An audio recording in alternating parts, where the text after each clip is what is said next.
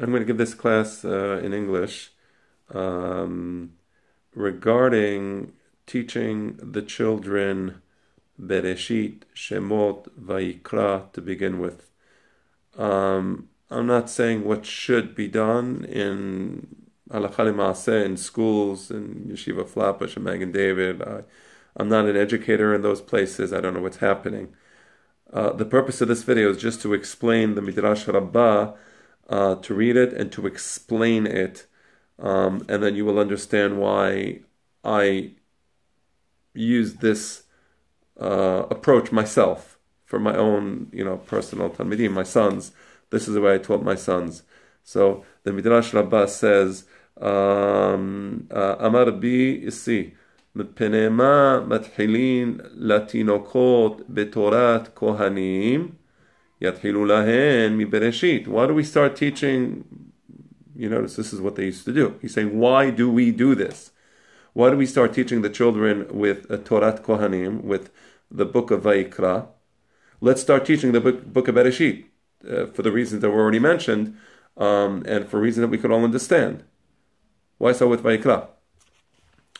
אמר הקדוש ברוך הוא, הואיל וקורבנות טהורין, והתינוקות טהורין. The korbanot, they have a level of tahora. You cannot be metameh the korbanot, right? Because if you're metameh the korbanot, you can't be makriv the korban. Okay? והתינוקות טהורין. The tinokot are also טהורין. I'll explain that.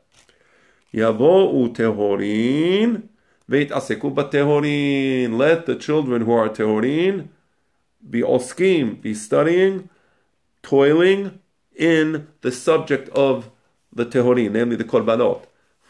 I will explain this. So a child is tahor. What does that even mean? What's tahor about the child? So what's tahor is that at the beginning, the mind of the child has not been formatted, right? As a child is educated, and as a child gains certain experiences, the mind begins to get formatted. Once the mind is formatted in a certain way, when the child absorbs knowledge, it's going to be based upon that formatting, okay? So let's use the word that philosophers use, epistemology. The mind of the child, the way the mind of the child will now understand the reality outside of itself, right? So the mind now is going to process information. So at the beginning, the child's mind is pure. It hasn't been formatted yet. Now, it will get formatted.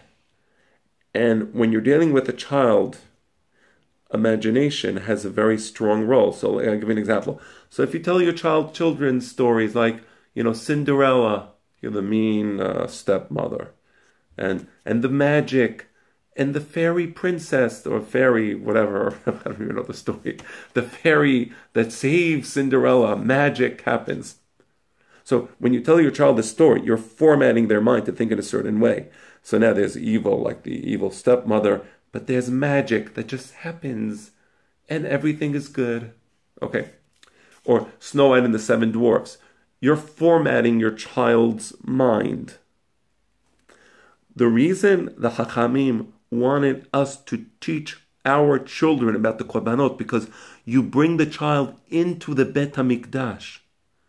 You show him the Mizbeach, mentally, of course. You show him the Azarot.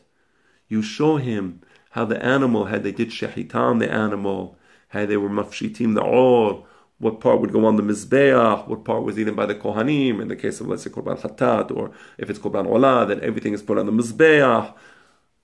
When you do that, when you teach a young child the book of Vayikra, you're formatting their mind, so they're tahor, and you're formatting their mind in a way that's tahor, in accordance with the Bet HaMikdash. That's why the Hakhamim said, Yabo'u tehorin, they're already tahor, they're unformatted, so by definition they're tahor. The ya'asku b'tehorin, formatted in a tahor way, so now when they grow up and they absorb information, and they study Torah and they experience the world around them, they already have the proper formatting which would enable them to process things properly, right?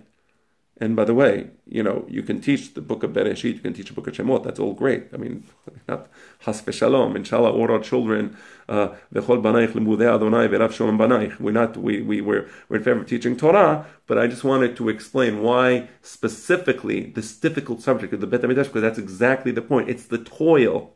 It's the constructing the mind of the child, because he has to toil to understand these things. That's why I understand this particular midrash.